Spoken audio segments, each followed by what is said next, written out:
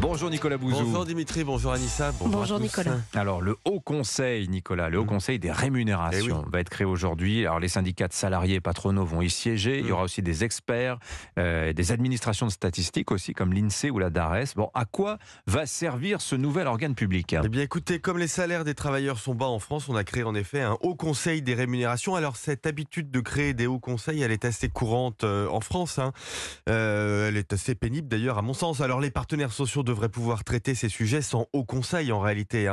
D'ailleurs, je vous signale Dimitri qu'il existe déjà sur ce sujet des salaires un groupe d'experts du SMIC qui traite en partie de ce sujet et qui apparemment ne sera pas fusionné avec le Haut Conseil aux rémunérations. Alors si les salaires sont faibles en France, au bout du bout, c'est parce que la productivité du travail est basse.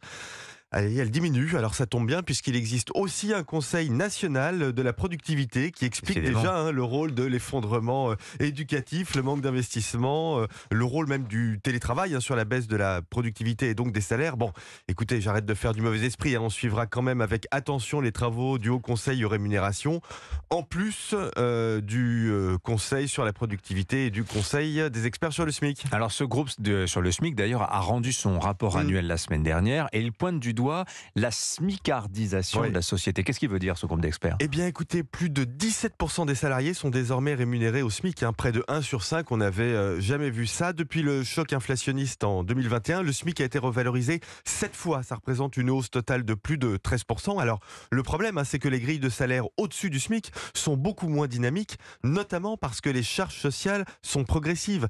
Très concrètement, ça veut dire que pour un célibataire à temps complet au SMIC, augmenter les salaires de 100 € par mois exige de l'entreprise qui l'embauche une augmentation du coût total du travail de 483 € par mois, près de 5 fois plus, parce qu'il y a plus de charges que l'entreprise doit payer. Elle doit aussi compenser la baisse des aides destinées aux salariés. En fait, la progressivité des charges et la dégressivité des aides scotchent littéralement les salariés au niveau du SMIC, d'où ces chiffres hallucinants. Alors, le groupe d'experts du SMIC déconseille d'ailleurs au gouvernement tout coup de pouce au SMIC pour réduire la pauvreté. C'est assez contre-intuitif quand même. Oui, mais le groupement a raison. Pour le coup, déjà, si la hausse du SMIC, en augmentant le coût du travail, met des gens au chômage, ça ne permet pas de diminuer la pauvreté, ça l'augmente. Mais il y a autre chose.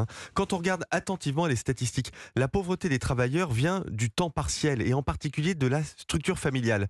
Une femme qui élève seule 2 enfants, par exemple, et qui n'a pas de solution de garde, elle ne peut pas travailler à temps complet. Donc il y a une forte probabilité pour que son temps partiel ne lui permette pas de gagner plus de 1 000 € net par mois, ce qui est grosso modo le niveau du seuil de pauvreté en France. Vous voyez, développer les moyens de garder des enfants. Ça, c'est une vraie politique de lutte contre la pauvreté. Voilà d'ailleurs un superbe sujet que les partenaires sociaux pourraient ériger en priorité et dont le Haut Conseil aux rémunérations pour servir à quelque chose. Mais vivement le Haut pourrait Conseil. Se servir. Vivement le Haut Conseil à la garde d'enfants. Mais tout à il fait nous raison. en est. Merci beaucoup Nicolas Bouzou, 7h22.